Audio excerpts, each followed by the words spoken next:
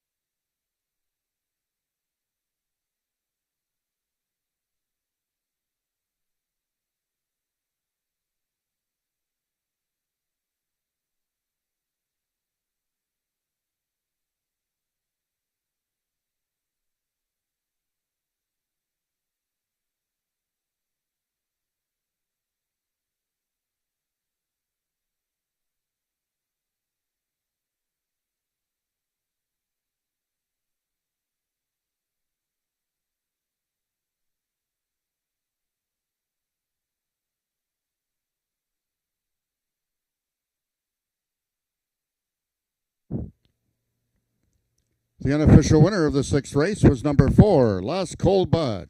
Second, number 1, Gin Express. Third was number 6, the Fire Witch. And fourth, number 8, Done in Chrome.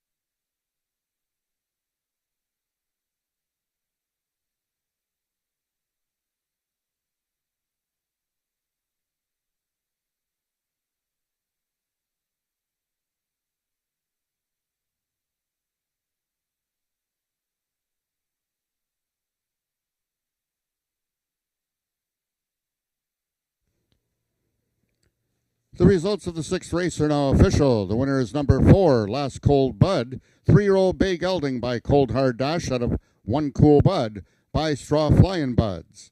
Foaled in Ontario and owned by Belinda Taggart, Last Cold Bud is trained by Scott Reed and ridden to victory by jockey Diego Benitez.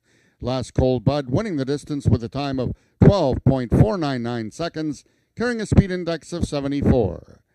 Rechecking from top to bottom, order of finish in your program should read 267-183-54. Those are the total results of the sixth race.